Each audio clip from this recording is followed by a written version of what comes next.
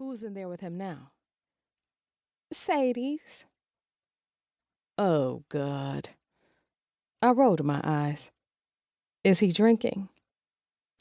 She gave me a sympathetic nod.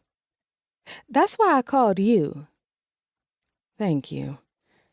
Show me which room. I tried not to let my frustration show on my face, keeping it pulled into my standard, nonchalant expression. We didn't need any extra attention. If I flew off the handle, so would he, especially while he was upset and had been drinking. Following Sin down another long hall, I focused only in front of me. Undoubtedly, there were people in here who didn't want to be seen, and I had no interest in seeing them.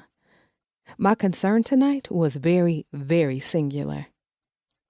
Right in here, Sin said, nodding toward an ornately carved black door. Sadie's is gonna be pissed. You want me to get security? I shook my head, then pushed out a breath as I reached into my bag, peeling off several $100 bills to put in her hand. No, I can handle it from here. Thank you. Anything for Nicole Richardson. Uh-huh.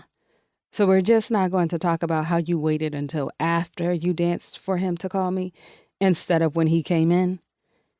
Sin shrugged, giving me a coy smile as she started easing down the hall on her stilettos.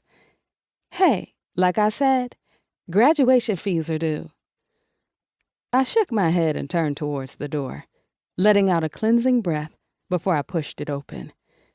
It shut behind me with a loud click, just barely registering over the loud thump of blasting music.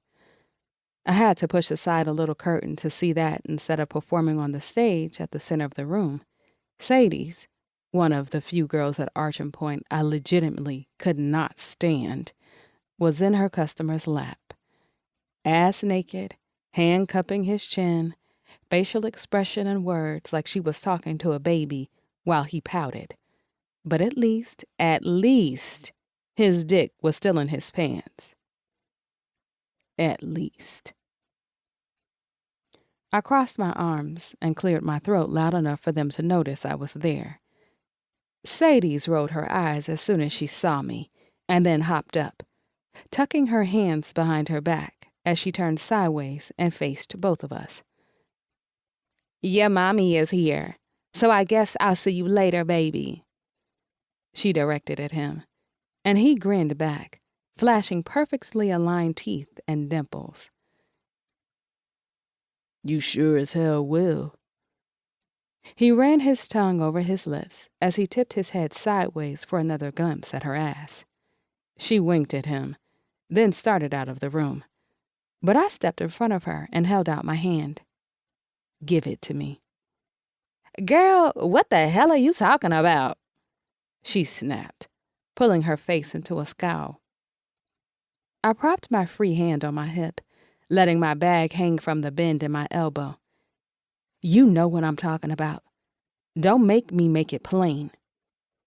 Mercedes stared me down for a few more seconds, long false lashes damn near fanning her cheeks as she looked me over, then finally sucked her teeth. Fine. She shoved the wallet she'd swiped into my hand with way more force than necessary, then stomped out of the room, griping about stuck-up front office bitches messing up her money as she went. I closed my eyes for a second, taking a calming breath before I turned to face the reason I was in here getting bitched at instead of anything else. Jordan Johnson, star wide receiver for the Connecticut Kings. Your ass is always popping up to ruin my fun. Someone certainly needs to.